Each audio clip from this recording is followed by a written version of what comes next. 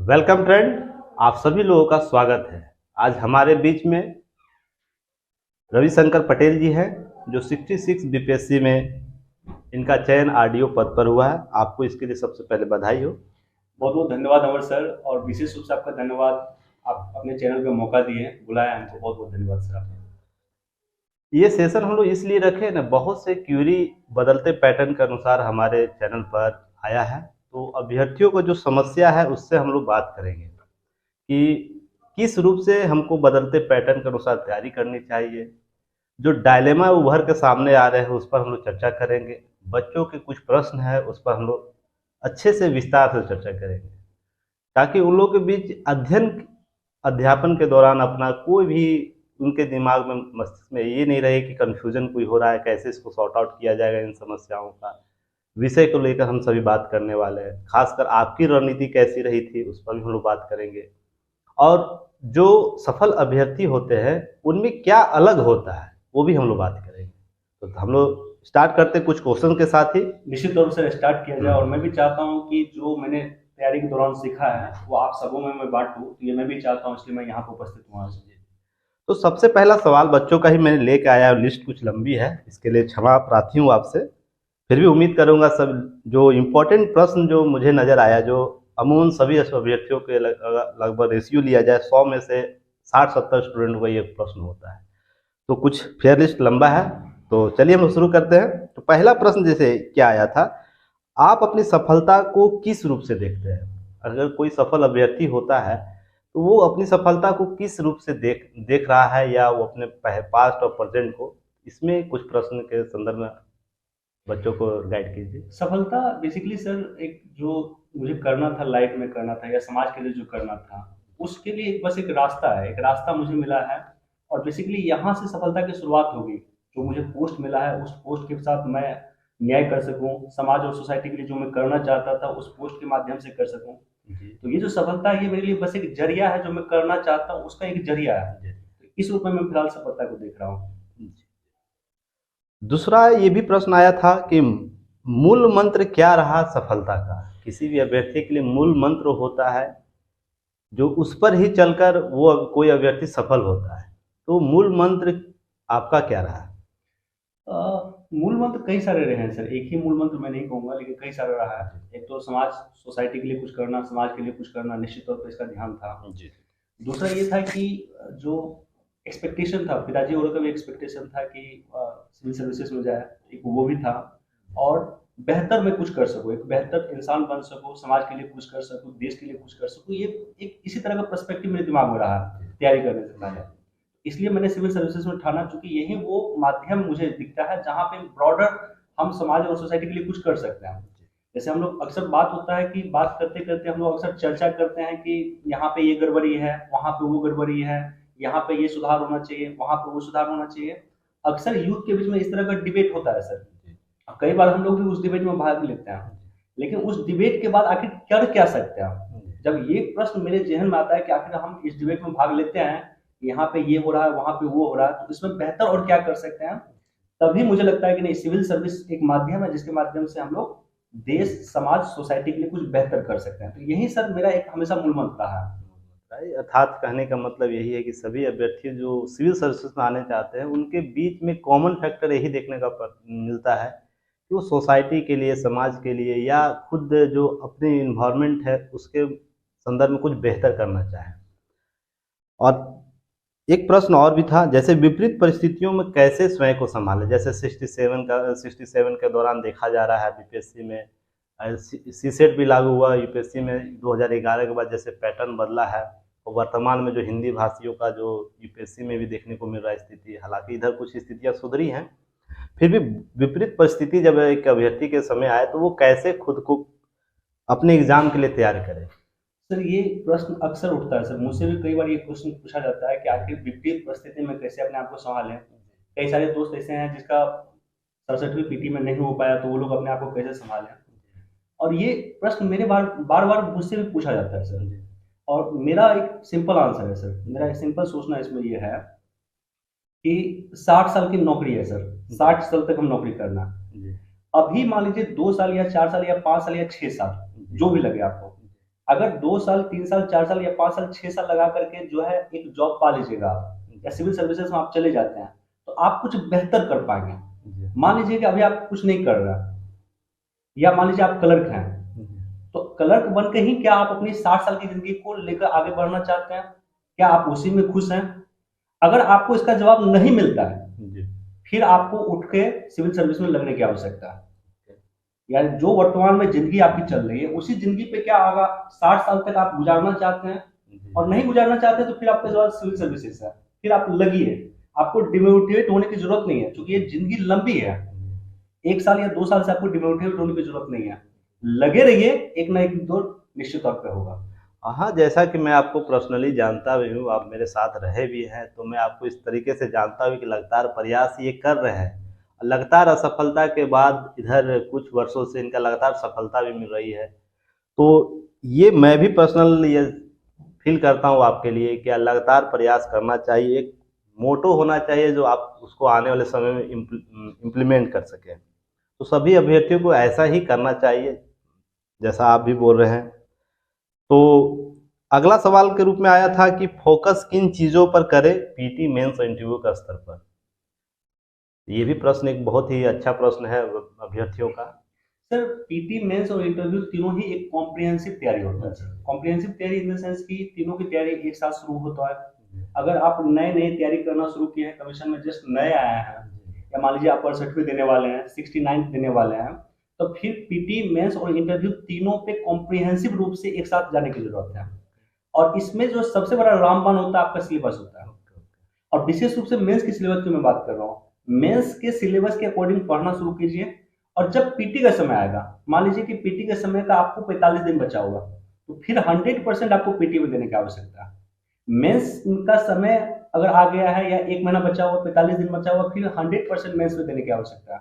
इसी तरह से इंटरव्यू के समय भी आपको 100% इंटरव्यू पे देने की आवश्यकता है। लेकिन जब इनिशियल आप तैयारी शुरू करते हैं, या कोई भी अभ्यर्थी जो इनिशियल तैयारी शुरू करेंगे, उनके लिए आवश्यक यह है कि वो कॉम्प्रिहेंसिव तैयारी करें, मतलब तीनों की तैयारी एक साथ करें। और इसके बहुत सारे कॉन्टेक्स्ट हैं सर, जिसमें हम लोग लंबा बातचीत कर सकते हैं सर। नहीं, ये भी देखा जाता है कि जैसे पहले लोग पीटी के स्तर पर तैयारी करते हैं, पीटी क्लियर तो मेंस का, क्योंकि देखिए मैं 67 का रिजल्ट जब आया, मेरे पास लगभग बहुत से कॉल जो आए थे, उसमें रेशियो लिया जाए तो लगभग 60% ऐसे स्टूडेंट थे जिनका यह कहना था क्या पीटी तो मेरा निकल गया है सर, मेंस इतने कम समय में कैसे कवर करूं। तो मैं अपने स्तर पे यही समझा कि स्टूडेंट का डाइवर्सन बहुत अलग हो चुका है। जिनका चयन होना है वो पीटी मेंस और इंटरव्यू तीनों लेके चलते हैं। अगर आप किसी भी स्तर पर अगर मान लीजिए पीटी का स्तर पर पहले पीटी प्रारंभिक परीक्षा को क्लियर कर रहे हैं, फिर मेंस को जा रहे हैं, कहीं ना कहीं आप असफल हो जाइए किसी 3 स्टेज में कहीं ना कहीं। तो यह भी एक फैक्टर देखने को मिल रहा था। निश्चित तौर पर सर मैं यही बात कर रहा हूँ कि जिनका मान लीजिए जिन्होंने पीटी का ही तैयारी किया और 67 बीपीएससी पीटी वो निकाल चुके हैं, वो मेंस निकालने में उनको बहुत दिक्कत होगी। 1 महीने के समय में वो मेंस निकालना बहुत ही दिक्कत होती है। आवश्यकता इस बात की पहले मेंस पर्सपेक्टिव से आप पढ़ाई कीजिए, कॉम्प्रिहेंसिव पढ़ाई कीजिए, और पीटी का जब समय आएगा तो फोकस कीजिएगा। जब 1 महीना पीटी का बचेगा या 45 दिन बचेगा, तब पूरी तरह से पीटी पे फोकस कीजिएगा। लेकिन जब आप शुरुआत कर रहे हैं तो कॉम्प्रिहेंसिव तैयारी करने की शुरुआत है, और विशेष रूप से मेंस की तैयारी करने की शुरुआत होती है, क्योंकि मेंस का मार्क्स के आधार पर ही नॉर्मली आपका सिलेक्शन होता है। जी जी। और एक अगला प्रश्न था, क्या समसामयिकी का योगदान क्या रहा था, करंट अफेयर्स का योगदान क्या रहा आपकी तैयारी के दौरान? यह बहुत लोगों का प्रश्न था यह कि सर पैटर्न जो चेंज हुआ है हालिया दिनों में सिविल सर्विसेज का, उसमें करंट बहुत फैक्टर हो गया, यूपीएससी हो या स्टेट पीसीएस हो। तो करंट अफेयर्स को लेकर आपका क्या सोचना है? सर करंट अफेयर सबसे इम्पोर्टेंट है। करंट अफेयर सर ऐसे हमारे नॉर्मल लाइफ में भी इम्पोर्टेंट सर। हमें ये पता होना चाहिए कि रूस और यूक्रेन का युद्ध क्यों वर्तमान में हो रहा है। रूस यूक्रेन युद्ध के कारण जो है फर्टिलाइजर महंगा हो रहा है, फर्टिलाइजर महंगा हो रहा है तो उससे हमारे आम जिंदगी भी प्रभावित हो रहा है। तो करंट अफेयर का हमारे नॉर्मल लाइफ में भी बहुत इम्पैक्ट है। लेकिन जब आप सिविल सर्विसेज की तैयारी करते हैं तो करंट अफेयर बेसिकली ये आपको बताता है कि कौन सी चीजें आपको इम्पोर्टेंट है, किस चीजों पर आपको अधिक फोकस करने की आवश्यकता है। डेली कुछ ना कुछ करंट की घटनाएं हो रही है, पीटी में भी पूछा जाता है सर, मेंस में भी पूछा जाता है, इंटरव्यू में भी पूछा जाता है। सवाल ये उत्पन्न होता है कि उस करंट में आखिर सबसे इंपॉर्टेंट करंट कौन सा है, उस वर्तमान की घटना में सबसे इंपॉर्टेंट घटना कौन सी है। तो ये सब के लिए सर करंट अफेयर काफी इंपॉर्टेंट है। इसके लिए सर मैंने दैनिक जागरण राष्ट्रीय संस्करण जो है सर मैंने पढ़ा है सर, और इसमें विशेष रूप से आपका भी मैंने मदद लिया है। सर से मैंने विशेष रूप से मदद लिया है। कई सारे टॉपिक जो होते थे, जैसे क्वाड समिट हो गया, आसियान समिट हो गया, इसी तरह से अदर जो कुछ समिट होते थे, वैक्सीनेशन था, कोविड वैक्सीनेशन था, तो उस पे सर से लगातार मेरी बातचीत होती रहती थी कि सर इसमें और क्या इम्प्रूवमेंट किया जा सकता है, या और कुछ नया क्या अपडेट इसमें आया है। इसके लिए सर मैं आपको भी बहुत बहुत धन्यवाद देता हूँ कि आपका बहुत इसमें मदद मिला है सर। जी जी। एक चीज़ और मैंने महसूस किया करंट में, कि करंट को लोग पढ़ते हैं पीटी ओरिएंट करके। जहाँ तक मैं स्टूडेंटों से जब भी हुआ बातचीत होता है, तो सबसे पहला सवाल होता है कि सर करंट को पीटी में कैसे कन्वर्ट करें। और जब आपकी तैयारी हो रही थी और हम लोग से जब भी बात होती थी, तो हम लोग मेंस पर फोकस ज़्यादा करते थे, आपको याद होगा जहाँ तक। तो क्या आप आपका उसका फ़ायदा हुआ आपके सिलेक्शन में, जहाँ पर मेंस के स्तर पर जाके आपने करंट को कवर किया था? बिल्कुल सर, मेंस के स्तर पे करंट तो सर मेंस के स्तर पे ही पढ़ना चाहिए, क्योंकि मेंस के स्तर पढ़ने से क्या होता है कि चीज़ों का बैकग्राउंड क्लियर होते रहता है। क्वाड समिट मान लीजिए हुआ, तो सर उसका पूरा बैकग्राउंड क्लियर हो जाएगा। G20 सम्मेलन हुआ तो पूरा बैकग्राउंड क्लियर हो जाएगा। अब इसी G20 के कुछ फैक्ट से हो सकता है पीटी में पूछ दें, या उसी G20 के कुछ फैक्ट से हो सकता है इंटरव्यू में पूछ दें। तो बेसिकली कॉम्प्रिहेंसिव अगर करंट की भी तैयारी करते हैं, या G20 में पूरा डिटेल से पढ़ लेते हैं, तो पीटी में भी काम देगा सर, मेंस में भी काम देगा, इंटरव्यू में काम देगा। इसके अलावा मुझे लगता है कि कुछ क्वेश्चन ऐसे होते हैं जो सिर्फ पीटी में काम देते हैं, करंट का भी। जैसे आज ही का मैं एग्जांपल देता हूँ सर, दैनिक जागरण के जो राष्ट्रीय संस्करण में है, उसमें एक न्यूज था, यूनाइटेड नेशन के द्वारा सर चैंपियन ऑफ अर्थ पुरस्कार दिया जाता है, और कल ही घोषणा हुआ कि नहीं किसी महिला को दिया गया, नाम मैं भूल रहा हूँ, आज के पेपर में दिया हुआ। तो चैंपियन ऑफ द अर्थ पुरस्कार किसे दिया गया, ये पीटी में नेक्स्ट टाइम हो सकता है पूछ देगा बीपीएससी। और ये सब प्रश्न पूछा भी जाता है सिविल सर्विस एग्जाम में। जी सर। तो ये ज़्यादा फैक्टर कर रहा है। प्लस इसके साथ ऑप्शनल को हम कैसे कवर करें? करंट के साथ अगर चीज़ों को हम पढ़ रहे हैं, तो जीएस पेपर हुआ, साथ में ऑप्शनल पेपर भी, कुछ पेपर ऐसे होते हैं करंट से डायरेक्ट कनेक्ट रहते हैं, उसको भी कवर किया जा सकता है क्या इससे? बिल्कुल सर, जैसे मेरा खुद का करंट सर ऑप्शनल रहा है, लोक प्रशासन सर, आप जानते ही हैं। और लोक प्रशासन में विशेष रूप से ऑप्शनल का योगदान होता है। जैसे पीएसआईआर ऑप्शनल होता है, political science and international relation, वो सब में जो है करंट अफेयर का विशेष रूप से योगदान होता है। तो हम लोगों को गौर करना है कि जो मेंस में हमारा टॉपिक है, जैसे मान लीजिए टेलर है सर, या मेयो हम लोग सिद्धांत पर है, तो टेलर की वर्तमान प्रासंगिकता को लेकर के क्या कुछ करंट में घटना आई है।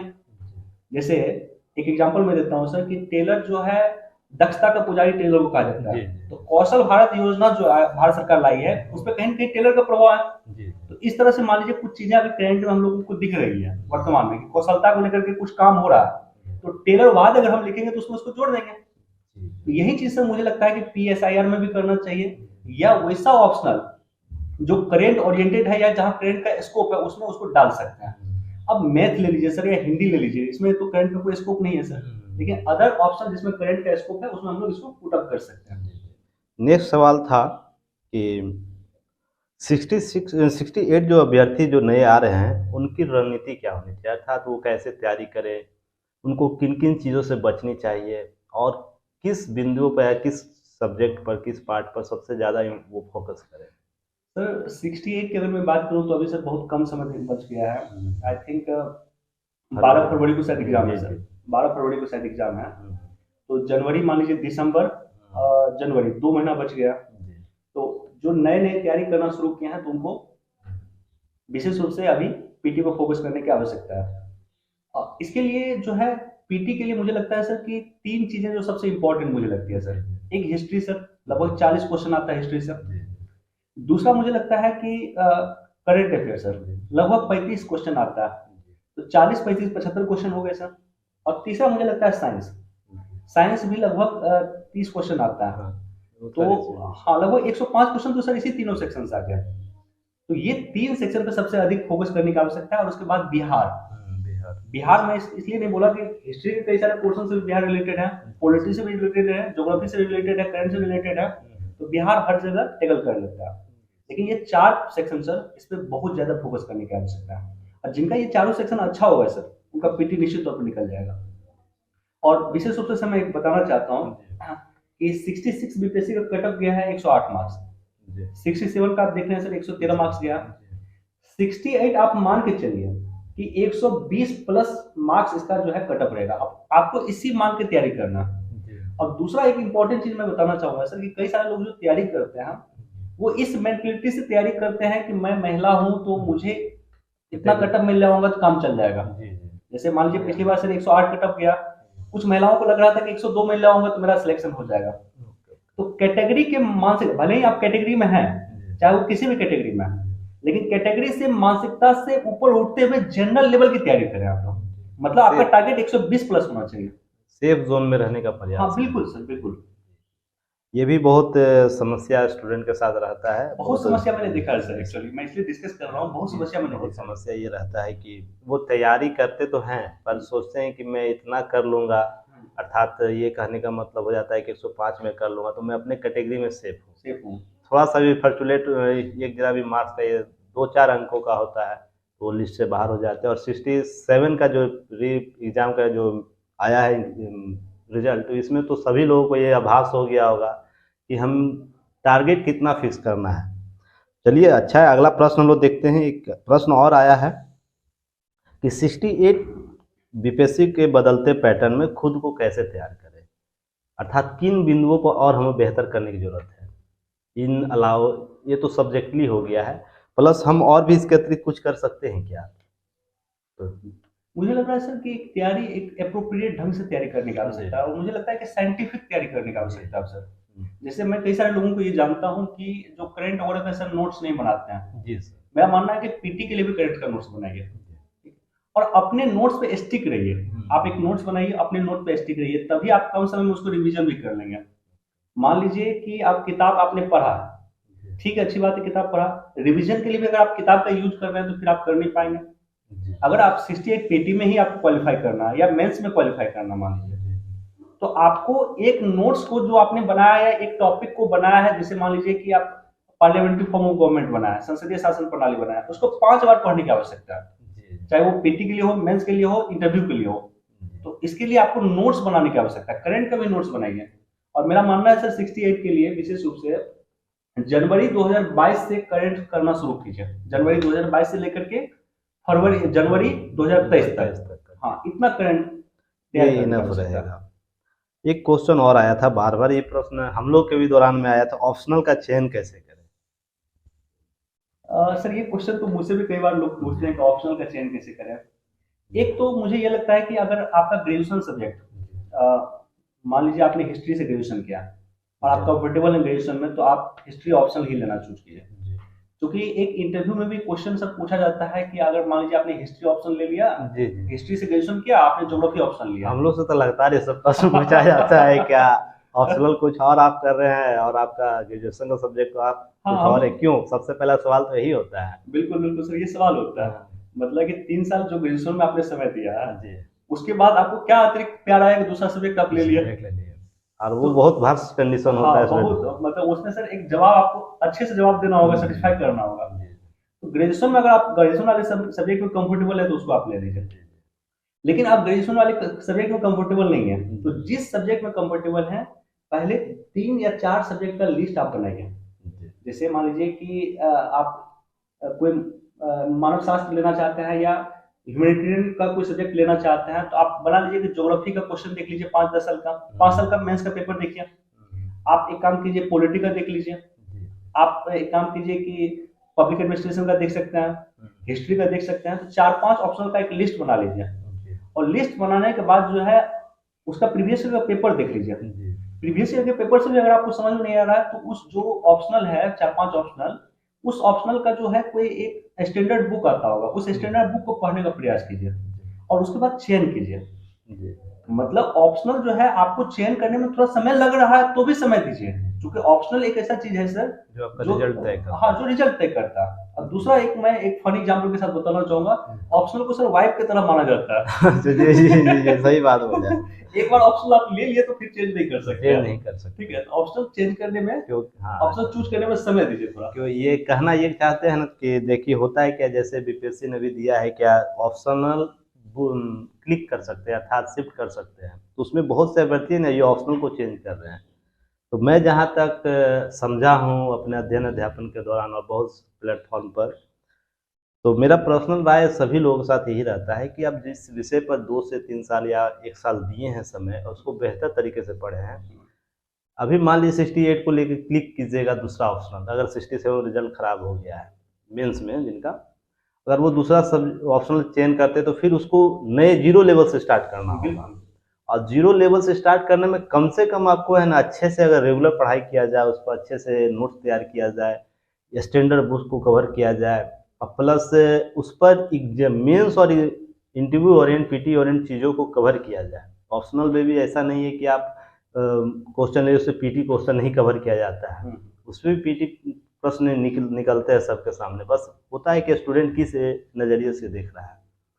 तो उसमें आपको कम से कम समय 1 साल से लेकर 1 साल 2 महीने 3 महीने का समय लग ही जाता है, अगर अच्छे तरह से आपको मेंस में अच्छे नंबर लाने हैं तो मेरा पर्सनल सजेशन सभी से यही रहता है कि आप उसी सब्जेक्ट को पुनः आगे कैरी कीजिए और उस पर और जो आपका पिछला एग्जाम में जो फॉल्ट रह गया उस पर सुधार कीजिए।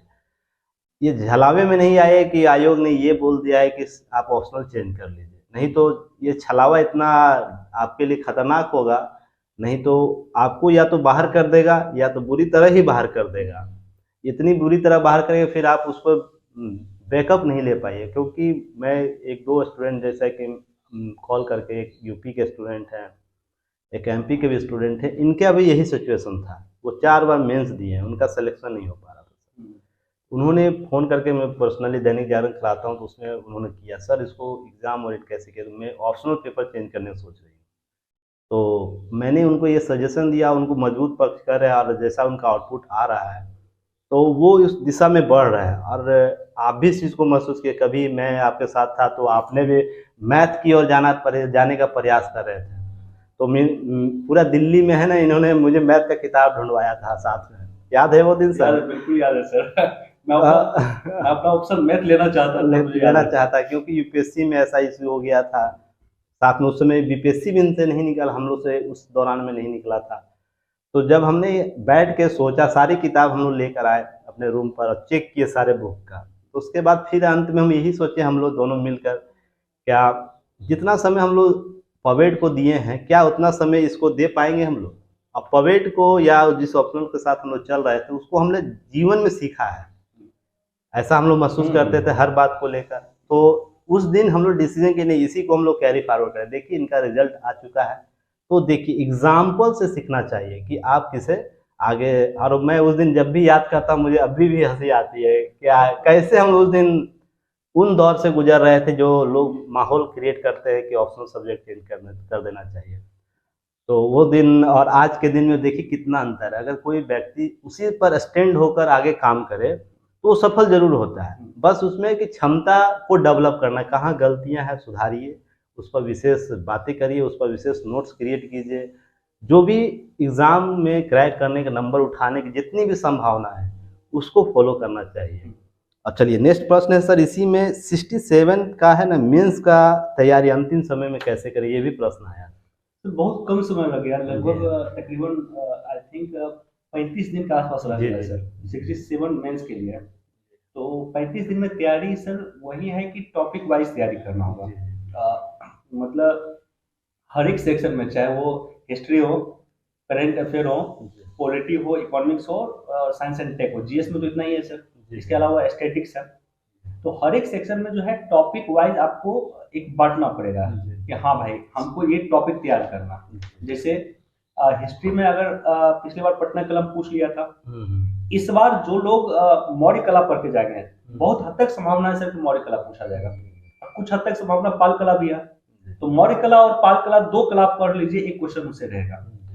गांधी जी, नेहरू जी और टैगोर जी से एक क्वेश्चन रहेगा। संथाल विद्रोह और बिरसा मुंडा विद्रोह से एक क्वेश्चन रहेगा। तो टॉपिक वाइज डिस्ट्रीब्यूट कर लीजिए कि इतना ही टॉपिक हमको तैयार करना, और जो आपने टॉपिक तैयार किया उसी पे आप स्टैंड रहिए। बहुत नया कुछ करने की जरूरत नहीं है।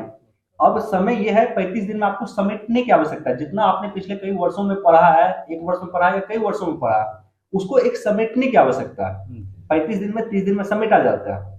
टॉपिक आप सिलेक्ट कीजिए और उसी टॉपिक पे आगे बढ़ते रहिए, उसी टॉपिक का शॉर्ट नोट्स बना लीजिए और उसी टॉपिक पे डेली उसी टॉपिक पे लिखिए। एक इसी दौरान जैसा ये भी बात हो रहा हम लोग की, तो एक प्रश्न मुझे भी आ गया कि बहुत ये ह्यूमर फैला हुआ है कि फर्स्ट अटेम्प्ट और 5 साल 6 साल तैयारी करने के बीच का जो अंतर है, वो स्टूडेंटों में बहुत हावी है। मुझे एक हरियाणा से स्टूडेंट कॉल किए थे, मेरा वो स्टूडेंट हैं, तो उनका भी ये सवाल था कि सर, एक किन्हीं का इंटरव्यू उन्होंने देखा था, लगातार वो यूपीएससी में 4 बार वो मेंस लिखे थे और उनका चयन नहीं हो सका। तो उनका सवाल यह था क्या कि सर, यदि उस स्तर पर उनका चयन नहीं होता तो हम लोग तो अभी शुरुआत किए हैं, तो कैसे चयन होगा?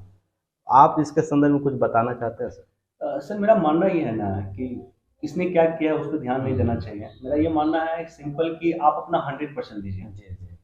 हर आदमी का लिखने का तरीका अलग होता है, और यूपीएससी हो, स्टेट पीसीएस हो, हर जगह सिलेक्शन होता है बेसिकली मेंस के आधार पर। मेंस के बाद। तो मेंस में जितना स्कोर ज़्यादा होगा उतना ही सिलेक्शन की संभावना उसकी ज़्यादा होगी। लिखने का तरीका हर व्यक्ति का अलग अलग होता है। किसी का पहला अटेम्प्ट में होता है, किसी का चौथा अटेम्प्ट में होगा या पांचवा अटेम्प्ट में होगा। ठीक है, जो लगा रहेगा उसका सिलेक्शन होगा। तो आप अपना 100% दे दीजिए। 100% अगर दे देते हैं ना पूरी तरह से, मतलब आप अपना खून पसीना जिसको कहते हैं दे देना। इस एग्जाम को अपना खून पसीना दे दीजिए। उसके बाद सिलेक्शन नहीं भी होगा ना, तो वो जो एक्सपीरियंस आपको मिलेगा वो जिंदगी भर आपको काम देगा। और एक बहुत अच्छा एग्जाम्पल है सर कि असफलता से बड़ा सर शिक्षक नहीं होता है। जो असफलता से इंसान को सिखाता है उससे बड़ा कोई गुरु भी नहीं है। तो यो वो असफलता, मतलब आप पूरा मेहनत करने के बाद असफल होते हैं, उस असफलता की बात यहाँ पे हो रहा है। तो 100% अपना दीजिए, निश्चित तौर पर निकलेगा। नहीं कैसे निकलेगा भाई, निश्चित तौर पर निकलेगा। बस ये करना है कि ईमानदारी अपने साथ कायम रखिए, जो भी पढ़ रहे हैं उसमें 100% एफर्ट लगाइए। और होता है कि 100% एफर्ट भी लगा रहे हैं और आप चीज़ों को मान लीजिए एक टारगेट फिक्स लो कर लेते हैं स्टूडेंट अभ्यर्थी कि हमको 6 घंटे 4 घंटे 5 घंटे पढ़ना है। तो 4 घंटे में क्या पढ़ना है उसमें ईमानदारी रखिए। अगर हमें सिलेबस कवर करना है, हमने आज का टारगेट फिक्स किया है कि ये टॉपिक पढ़ लेना है, तो उसके सारे आयाम को पढ़ना है। ऐसा नहीं कि केवल हम बुक निकाले, उसको चीज़ों को कवर किए, उसका नोट डाउन कर लिया, ऐसा नहीं। उसमें ईमानदारी कहने का मतलब, मैं अपने पर्सनल तरीके से मैंने फील किया है कि आप मान लीजिए स्वतंत्रता आंदोलन के बारे में गांधी जी को पढ़ रहे हैं, भारत छोड़ो आंदोलन, तो भारत छोड़ो आंदोलन के संदर्भ में आस्पेक्ट बहुत सा है। प्रश्न वो प्रीवियस ईयर आप देख सकते हैं, पीटी के स्तर पर, मेंस के स्तर पर, या तो बहुत से चीज़ वहाँ से इंटरव्यू क्रिएट भी किया था, इंटरव्यू में प्रश्न क्या पूछा जा सकता है। तो इस ईमानदारी को बना के रखिए। अगर ईमानदारी को बना कर रखते हैं, उसके साथ जस्टिफाई कर पाते हैं, तो आपका किसी का भी सिलेक्शन हो सकता है। और हाँ, ये एक फैक्ट है कि बहुत से अभ्यर्थियों को फर्स्ट अटेम्प्ट में होता है। तो ये आप लोग दिमाग से निकाल दें कि वो पहले मान लीजिए कोई 23 में एग्जाम दे रहे हैं, उनका 23 में तैयारी शुरू किए होंगे, ये बहुत ही रेयर होता है। मैं दिल्ली का एक एक्सपीरियंस शेयर करना चाहता हूँ। मैं कहीं संस्थान में शुरुआती दौर में पढ़ रहा था, एक स्टूडेंट इंटर करके आके है ना, एनसीईआरटी का बुक का कटिंग कर रहा था, पिक्चर और उसका कुछ पॉइंट होता है, एनसीईआरटी बुक ओरिजिनल बुक लेकर वो कटिंग करके नोटबुक में चिपका रहा था। तो मुझे लगा कि क्या ये इस तरह करना सही है? तो पहली नज़रिए में तो किसी व्यक्ति को लगेगा ना। तो जाके उनके बगल में मैंने बैठा और उनसे बात विचार किया।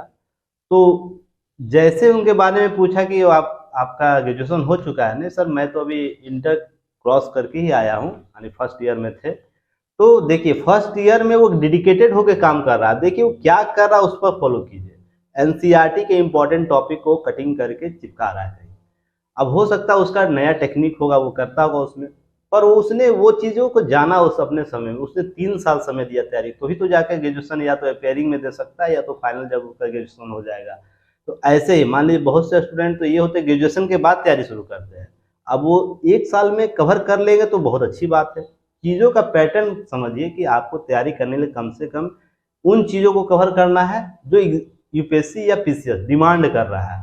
एग्ज़ाम और इन चीज़ों को कवर करना। और रवि सर जी रहें, जो हमारे और भी जो सिलेक्टेड स्टूडेंट है, सभी में ये पैटर्न देखा गया है और सभी को यही फॉलो करना चाहिए। लास्ट सवाल सर, अंतिम नहीं, सवाल। इसमें सर थोड़ा एक पॉइंट मैं जोड़ना जी चाहता जी, हूँ। बताइए। एक यूपीएससी के सर इसी बार का टॉपर रहे हैं, मैं उसका इंटरव्यू में भी देख रहा था। उन्होंने एक बड़ी अच्छी बात बोली थी कि मैंने 5000 क्वेश्चन लिखा है। हाँ, ये मैं यूपीएससी मेंस के लिए मैंने 5000 क्वेश्चन लिखा है। जी जी आप, उन्होंने एक बात बोला, बड़ा दावे के साथ उन्होंने बोला था, मुझे लगता है ये सही भी है। जी। उन्होंने बोला कि किसी भी स्टूडेंट को 5000 क्वेश्चन आप लिखिए मेंस का, और आपका सिलेक्शन नहीं होगा फिर बोलिएगा मुझे। हाँ, ये बहुत ही देखिए, ये प्रैक्टिकली बात है, ऐसा नहीं कि कोई किताबी बातें बताई जा रही है। स्टूडेंट जो सक्सेस होते हैं ना, वो अपनी जर्नी को बताते हैं, जर्नी में उन्होंने क्या किया। जो स्टूडेंट अगर ये दावे के साथ बोलता है कि इतना काम कीजिए आपका सिलेक्शन होगा, उसमें कहीं ना कहीं सत्यता है। और मैं उदाहरण के तौर पे ये भी बताऊंगा, मेरी कुछ स्टूडेंट हैं, 1 महीने पहले उनको सिलेबस तक समझ में नहीं आता था, चीज़ों को समझ नहीं पाते थे, इसको कैसे कवर करना है। तो वो उनको मैंने बस इतना ही बोला, उस टॉपिक पर, किसी टॉपिक पर 10 से 20 50 शब्द लिखने का प्रयास कीजिए। आज ऐसा समय आ गया उनका, 1 से 1.5 महीने में क्वेश्चन दिया जाता है और क्विकली वो रिस्पॉन्स करते हैं लिखने को। आप यूट्यूब पर करें, जाके कमेंट सेक्शन में आप देख सकते हैं, लगातार 50-100 शब्दों का। तो देखिए होगा क्या, उससे इम्पैक्ट क्या पड़ेगा। एक ऐसा समय आएगा ना, वो 150-200 शब्द आसानी से लिख लेंगे किसी टॉपिक में। और देखिए जो सिलेक्शन जिनका भी, जिस भी स्टूडेंट का होता है, ये उनमें एक पॉजिटिव पॉइंट होता है। किसी भी टॉपिक में अनायास आपका इमरजेंसी में पूछ दिया जाए उनसे प्रश्न कि हाँ सर ये बताइए, तो उनमें कुछ न्यूनतम शब्द उनके बारे में जानकारी होगा। और जिनके पास ये न्यूनतम शब्द की संग्रह होगा ना, बहुत से क्वेश्चन, उनका सिलेक्शन का स्तर बढ़ जाता है। निश्चित तौर पे सर। ये चीज आप लोग सभी लोग जो भी हमारे टॉक को सुन रहे हैं, वो इस चीज को फॉलो कीजिए। देखिए बहुत से तैयारी करने का तरीका है। पीडीएफ के चक्कर में बहुत लोग रहते हैं, मटेरियल के चक्कर में रहते हैं कि चलो हम एनसीईआरटी ले आते हैं, ये बुक ले आते हैं, बहुत सा बुक ले आते हैं, टेबल पर बहुत से अच्छे से रखते हैं। उससे बेहतर अच्छा है कि आप एग्जाम ओरिएंट कवर चीज़ों को कीजिए कि हाँ इस क्या एग्जाम ये प्रश्न आया है या नहीं आया इस टॉपिक से। अगर उससे ही फोकस करें तो रिजल्ट जरूर होगा। एक अंतिम सवाल है सर, उसके बाद हम लोग एक्स्ट्रा अपने बारे में कुछ चीज़ों को कवर करेंगे। यूपीएससी और पीसीएस की तैयारी साथ में कैसे किया जाए? सर मेरा मानना है कि जैसे बिहार बीपीएससी की बात करें या उत्तर प्रदेश की बात करें, उत्तर प्रदेश से जो तैयारी करते हैं या यूपीएससी की तैयारी करेंगे, उत्तर प्रदेश की तैयारी करें, तो उनका तैयारी लगभग पैरेलल चलता है। तो उत्तर प्रदेश का सिलेबस कहीं ना कहीं यूपीएससी की तरह ही है। बीपीएससी में थोड़ा दिक्कत है सर मेंस में। तो मेरा ये मानना है कि पहले यूपीएससी की तैयारी एक बार कर लीजिए आप, ठीक है। यूपीएससी की एक बार आपने तैयारी कर लिया तो बीपीएससी में भी काम देगा। यूपीएससी का जो पेपर 3 है, जीएस पेपर 3 है, वो बीपीएससी में आपको जीएस पेपर 2 में काम दे देगा। जीएस पेपर 2 है, वो भी जीएस पेपर 2 में काम दे देगा। एक बार यूपीएससी की कॉम्प्रिहेंसिव तैयारी कर लीजिए सर। और उसके बाद अगर चूंकि नए तैयारी कर रहे हैं, तो अगर आप नए तैयारी में भिड़े हैं, यूपीएससी का एक बार कॉम्प्रिहेंसिव तैयारी कर लीजिए, उसके बाद स्टेट पीसीएस में भिड़िए, फिर आपको दोनों जगह हेल्प हो जाएगा। जी जी, ये तो सभी लोगों के साथ समान समस्या देखने को मिलती है कि तैयारी कैसे दोनों को। देखिए मेरा जहाँ तक या सर का भी एक्सपीरियंस ये है कि आपका 50 से 60% सिलेबस जीएस का लगभग सेम ही होता है। स्टेट पीसीएस में जाइए तो 20% सिलेबस एक्स्ट्रा होता है। और 20% सिलेबस एक्स्ट्रा कैसे होता है, वो भी मान लीजिए आप यूपी के हैं, एमपी के हैं, झारखंड के हैं, बिहार के हैं, बंगाल के हैं, उसमें भी स्टेट रीजनल में आपका सिलेबस यूपीएससी का ही कवर करेगा। मान लीजिए हिस्ट्री में स्वतंत्रता आंदोलन के दौरान सारा घटनाक्रम तो इसी क्षेत्रों में हुआ है, तो आप जीएस के पार्ट में उसको हिस्ट्री के पार्ट वाले कवर कर सकते हैं। पॉलिटी में भी आपको देखने को मिल जाएगा, तो ज्योग्राफी में भी आपको कुछ सिमिलरिटी चीज़ देखने को मिल जाएगी। तो आपको न सब सिलेबस को कन्वर्ट करना होगा कि सिलेबस का डिमांड क्या है। अब ऐसा नहीं कि सिलेबस जीएस को अलग पढ़िए, उसके बाद रीजनल को अलग पढ़िए, उसको कंबाइन करने पढ़ने की जरूरत है। ये सब टेक्निक है जो रवि सर ने भी अपनाया था, और जो भी सफल अभ्यर्थी है जल्द ही हम लोग और भी लोगों को सामने लेकर आएंगे जो ओरिजिनल हमारे चीज़ों को हम साथ में मिलकर तैयारी करते हैं और जिनका सिलेक्शन हुआ है। और कुछ और भी चीज़ मैं इनसे एक सवाल करूंगा अपने पर्सनल बिहाफ पर कि सर अंतिम रूप से लोगों का चयन हो, उसके लिए कुछ ऐसा टेक्निक आपके पास है जिससे वो फॉलो करे तो उस करीब तक पहुंचे, उस हर्डल जो दीवार है वहां तक पहुंच सके? सर मेरा मानना है ना, इस तरह का कोई टेक्निक है ही नहीं जी। सिंपल ये है ना कि एक माइंडसेट होता है सर जी। पीटी के समय में क्या होता था, मेरा जो दिमाग था सर कि मान लीजिए रोड पर मैं चल भी रहा हूँ सर, तो चीजें दिमाग में, पीटी की चीजें दिमाग में आ रही है कि इकोनॉमिक सर्वे का रिपोर्ट में ये क्या कहा गया है, बजट में क्या कहा गया है, या अकबर के समय में क्या क्या युद्ध हुआ है, बाबर के समय में कौन कौन युद्ध हुआ है। तो पीटी के समय सर इस तरह का माइंडसेट दिमाग में चलता रहता है। तो पढ़ाई जो होता है सर, एक्टिव पढ़ाई होता है जो रूम में बैठ के पढ़ते हैं। एक पैसिव पढ़ाई होता है जब आप मान लीजिए मार्केट में टहल रहे हैं, उस समय भी आपके दिमाग जो काम कर रहा है, उस समय दिमाग जो आपको याद कर रहा है, उसको पैसिव पढ़ाई कहते हैं। तो पैसिव पढ़ाई भी सर बहुत इंपॉर्टेंट होता है। तो इस तरह का माइंडसेट सर पीटी के समय में भी था, मेंस के समय में भी लगातार कहीं न कहीं इसी तरह का माइंडसेट हो गया था और इंटरव्यू के समय में भी हो गया था। तो मेरा मानना है कि पढ़ते-पढ़ते आप उस एक ज़ोन में इन कर जाएँगे जहाँ इस तरह का माइंडसेट आपका आ जाएगा। पीटी के समय में पीटी की बातें आपके दिमाग में चलेगी, मेंस के समय में सिर्फ मेंस की बातें चलेगी, इंटरव्यू के समय में सिर्फ इंटरव्यू की बातें चलेगी। लगातार लगे रहिए सर। जी मुझे मानना है कि लगे रहना, जो लगातार लगे रहेगा ना सर उसका सिलेक्शन होगा। यही बात मैं सभी अपने अभ्यर्थियों को बोलता भी हूँ, और जो भी मुझसे पर्सनल एडवाइस लेते हैं उनको भी यही बहुत बातें बोलता हूँ कि आपको होपलेस नहीं होना। विपरीत समय में कोई भी चीज़ों को है ना, जो विपरीत समय को अपने अनुसार कन्वर्ट कर लिया, एग्ज़ाम को क्रैक करने के उन बिंदुओं को पकड़ लिया जिससे एग्ज़ाम क्लियर क्रैक होता है, उनकी सफलता में कोई बाधक नहीं है। और साथ में टाइम मैनेजमेंट का बहुत इशू होता है, तो टाइम मैनेजमेंट भी सर एक चीज़ों को कवर करा दीजिए स्टूडेंट को कि नहीं, हाँ ये चीज़ें करनी चाहिए, ये नहीं करनी चाहिए। टाइम मैनेजमेंट को कैसे मैनेज करें? सर टाइम मैनेजमेंट हो जाता है सर, जी। सबके पास 24 घंटे होते हैं। जी। ऐसा नहीं कि अंबानी जी के पास 32 घंटा है, हमारे पास हाँ, 24 24 घंटा है। घंटा। आपको टाइम मैनेजमेंट में ये प्रायोरिटी डिसाइड करना होगा कि कौन सा टॉपिक हमको पढ़ना है आज। एग्जामिनेशन पर्सपेक्टिव से कौन इंपॉर्टेंट टॉपिक है जिसपे हमको अधिक समय देना है। जो एग्जामिनेशन पर्सपेक्टिव से कम इंपॉर्टेंट उसको कम समय दीजिए। ठीक है, तो टाइम इसी तरह से मैनेज किया जा सकता है सर कि आप अपने टॉपिक को पहचानिए कि ये टॉपिक हमको अधिक समय देना है, क्योंकि इससे अधिक क्वेश्चन आएंगे, इस पे थोड़ा सा हम इसको स्किप कर सकते हैं फिलहाल। इस तरह से सर टाइम मैनेजमेंट किया जाता है और कोई तरीका नहीं है सर।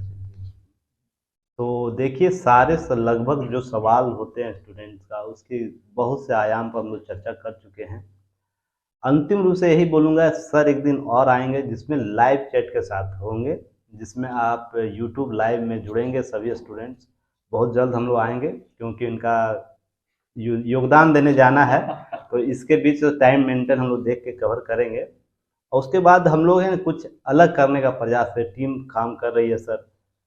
तो जो भी हमारे सर्किल ग्रुप में सभी लोग के साथ बात करके हम लोग एक नए कॉन्सेप्ट को लेकर चल रहे हैं, तो उसको हम लोग मिलेंगे जल्द ही। तो देखिए कितना जल्दी हम लोग सर के साथ मैनेजमेंट कर लेते हैं, और उसके बाद एक लाइव सेशन या तो 15 दिन में या तो महीना में एक दिन स्टूडेंट का क्यूरी सॉल्यूशन, बहुत सा क्यूरी सॉल्यूशन होता है जो तैयारी के दौरान हो जाता है। 10-15 मिनट का सेशन रखा जाएगा सर। तो आज आप लोगों को ये घोषणा इसी के साथ कर रहा हूँ कि क्यूरी जो सेशन होगा लाइव में, तो जल्द ही हम इस प्लेटफॉर्म पर लाएंगे, और उसको आप बस फॉलो कर लीजिएगा उन सब चीज़ों को ना। ज़्यादा देखिए, मैं भी मानता हूँ सर कि ज़्यादा चीज़ों को कवर नहीं करना है, जितना कवर करना है उसका 100% कवर करना है। सिलेबस तो सागर है, यूपीएससी का सिलेबस या पीसीएस का सिलेबस यहाँ तो खासकर बीपीएससी की बात की जाए या एमपी की ही बात की जाए, यूपी पीसीएस की बात की जाए, सिलेबस के डीपली जाइएगा तो पता ही नहीं चलता है कि सिलेबस डिमांड क्या कर रहा है। बहुत सा व्यक्तियों का प्रॉब्लम रहा। हम शुरुआती दौर में ये मानता हूँ, मैं चीज़ों को जो सीखा हूँ उससे बात कर रहा हूँ कि हम लोग भी शुरुआती दौर में इस चीज़ को नहीं समझ पाए थे कि सिलेबस का डिमांड क्या है और एग्ज़ाम में प्रश्न किस डिमांड से कर रहा है। इस बार यूपीएससी का 2022 का सीएस का क्वेश्चन मैंने देखा, पेपर 2 में पेपर 3 का और पेपर 4 का भी है ना डायलेमा पूछा हुआ था। अब जो स्टूडेंट केवल पेपर 2 के संदर्भ में आंसर देगा तो क्या उसको नंबर मिलेगा? बिल्कुल नहीं मिलेगा सर। तो ये पैटर्न यूपीएससी भी चेंज कर चुका है, बीपीएससी भी, एमपी और जो और भी स्टेट है वहाँ पर थोड़ा चेंजिंग का फेज देखने को मिल रहा है। पर जो यूपीएससी और बीपीएससी साथ में लेकर चल रहे हैं, पहले बीपीएससी में कभी भी रिपोर्ट नहीं पूछा करता था, पर 64वीं के बाद देखें लगातार रिपोर्ट पूछ रहा है, और रिपोर्ट का पार्ट इतना मजबूत होता है कि आप उसको अगर सही तरीके से लिख दें तो आपको फुल नंबर मिलेगा। कहने का मतलब जो भी मार्क्स उसका 60-70% मिल जाता है, और जिनका नहीं है तो उनको बैकडोर कर देता है, बाहर कर देता है। तो देखिए पैटर्न अब ऐसा ही, सिलेबस में कहीं लिखा हुआ ही नहीं कि रिपोर्ट हमको पूछना है, तो वो सतत विकास का रिपोर्ट रहे या पिछला आप लोग का जो क्वेश्चन आया था 2-4 रिपोर्ट पूछा था जो पहली बार ही नज़र, हाँ ये भी रिपोर्ट पढ़ना है क्या, इस प्रकार के डायलेमा से बचिए। आपको सारी चीज़ों को कवर करना है। मैं किसी चीज़ को या हमारी टीम या तो कहीं भी आप पढ़ रहे हैं, अगर एग्ज़ाम और कुछ हुआ जिसमें प्रशासन की बात हो रही है, महिला सशक्तिकरण की बात हो रही है, बालकों के बारे में बात हो रही है, बुजुर्गों के बारे में बात हो रही है, तो उसको कवर कीजिए। जरूरी नहीं वो सिलेबस में लिखा हो, और जो शासन प्रशासन का वर्क हो उस पर बात करनी चाहिए। क्या सर ऐसा लगता है? बिल्कुल, मेरा भी यही मानना है सर कि पैटर्न जो है चूंकि सिलेबस से बियॉन्ड भी लगता है कभी कभी पैटर्न। हाँ, तो पैटर्न पता करने का बेस्ट तरीका यही है सर, प्रीवियस ईयर का पेपर देखिए, और दूसरा करंट के चीजों को समझना शुरू कर दीजिए। तो ये 2 चीज है जिससे आपको पैटर्न पता चल जाएगा, प्रीवियस ईयर का पेपर और करंट की घटना, ये दोनों से पैटर्न आपको पता चल जाएगा। वही इसी बात के साथ हम लोग आज का सेशन समाप्त करते हैं। बहुत बहुत धन्यवाद आपका सर, जो हमारे इस चैनल पर आके कुछ वक्त हमारे साथ व्यतीत किए, जो समस्याएं बच्चों का ओरिजिनल समस्याएं हैं उस पर चर्चा परिचर्चा किए। और उम्मीद करते हैं जो लाइव सेशन हम लोग का प्रयास है उसमें सभी जो ग्रुप में हमारे चयन इनका हुआ है तो वो अपने अपने स्तर पर तैयारी करें, क्योंकि देखिए वर्क के दौरान होता भी है कि आपका वर्कलोड बढ़ जाएगा, तो इन सब चीज़ों को ध्यान में रखते हुए महीना में या तो 15 दिन में रोटेशन चेंज करके हम लोग कवर करने का प्रयास करेंगे। तो बहुत बहुत धन्यवाद अमर सर बुलाने के लिए, बहुत बहुत धन्यवाद आप लोगों का जुड़ने के लिए, धन्यवाद।